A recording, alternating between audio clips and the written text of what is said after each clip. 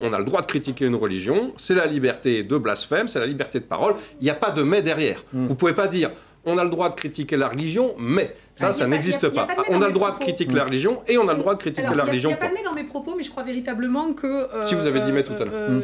Si, mais on est deux. On a bien entendu un mais. Alors, je vais reformuler.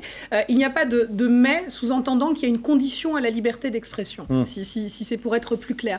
En revanche, je crois véritablement que lorsqu'on prend... On n'est pas les arbitres des élégances. Bien sûr que ces propos sont discourtois, bien sûr que c'est pas élégant, bien sûr que c'est parfois grossier. Et j'avoue que pour parler de ces sujets avec la jeunesse, je suis désolée, c'est un petit peu mon quotidien, je prends le temps, effectivement, et même sur la question des caricatures, les montrer, moi, ça fait pas débat, on peut parler de ce qui est aussi injurieux, offensant, c'est pas le sujet, mais je crois véritablement que...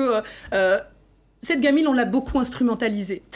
Et on a voulu, effectivement, faire d'elle un symbole au point de la mettre en danger. Et ça, moi, ça me dérange particulièrement. Et je crois, effectivement, que pour la protéger aussi... Je suis pas d'accord, elle a pris son destin en main, c'est elle. Personne ne l'instrumentalise, elle est là, elle prend son destin. Elle réitère ses accusations contre l'islam, ses attaques, qui sont des attaques qui sont sur le plan philosophique, intellectuel, comme disait Revaud d'Allonne, on est libre de faire ce qu'on veut.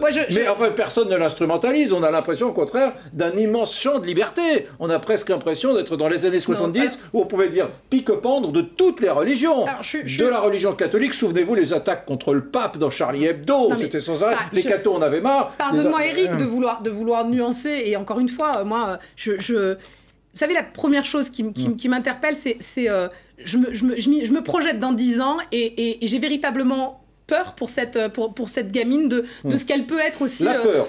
Oui, bien sûr, j'ai peur pour cette gamine parce que Internet est un véritable danger. Et moi, je ne sais pas ce qui peut arriver à cette gamine. Et donc, on fait le reproche et on fait le procès aujourd'hui d'une école qui décide de protéger l'ensemble des gamins qui viennent à l'école. Je peux entendre aussi le discours de militaires. Il faut comprendre que les militaires font pas non plus dans la dentelle. C'est-à-dire qu'à un moment donné, quand on a une difficulté, quand on a un problème, on est obligé aussi de sauver le plus grand nombre et malheureusement ça veut dire, et ça implique pas de la punir mais de devoir à un moment donné l'isoler.